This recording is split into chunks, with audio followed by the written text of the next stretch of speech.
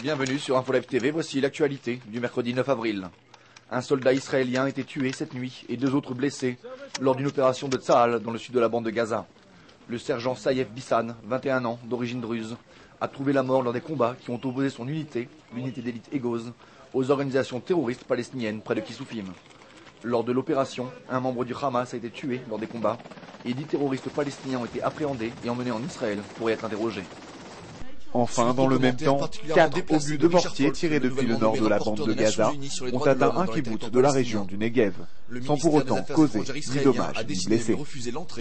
Suite aux commentaires particulièrement déplacés de Richard Falk, renouvellement nommé rapporteur des Nations Unies sur les droits de l'homme dans les territoires palestiniens au régime nazi. Le ministère des Affaires étrangères israélien a décidé de refuser l'entrée à ce poste sur le territoire israélien. Quant à lui comparer Israël, connu pour sa rhétorique anti-israélienne, un terroriste palestinien israélien, le comité de la résistance populaire a été tué hier. John Dugard, l'ancien expert de la Jabalia à Gaza, avait quant à lui comparé Israël au régime d'apartheid lors de l'opération.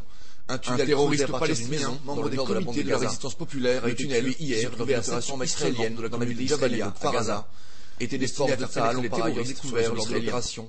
Un tunnel creusé à partir d'une maison dans le nord de la bande de Gaza. Le tunnel, qui se trouvait à 700 mètres seulement de la communauté israélienne de Kfar Aza, était destiné à faire pénétrer les terroristes sur le sol israélien. L'armée israélienne a commencé à collecter les armes, même les armes personnelles, appartenant aux Israéliens habitant dans les implantations de Judée-Samarie.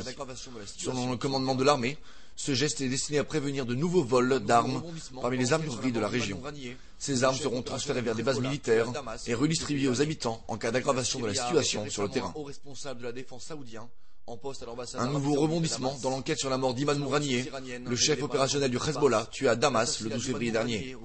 La Syrie a arrêté récemment un haut responsable de la défense saoudien en poste à l'ambassade d'Arabie Saoudite à Damas.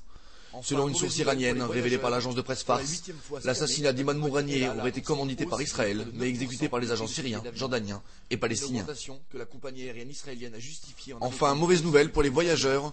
Pour la 8e fois cette année, la compagnie El Al a annoncé une hausse de près de 9% du prix de ses billets d'avion. Une augmentation que la compagnie aérienne israélienne a justifiée en invoquant une hausse du prix du carburant qui entrera en vigueur dès les vacances de Pessah. Le prix du carburant représente dorénavant plus de 30% du prix du billet. Merci de nous avoir suivis sur InfoLive TV. Très bonne journée à tous.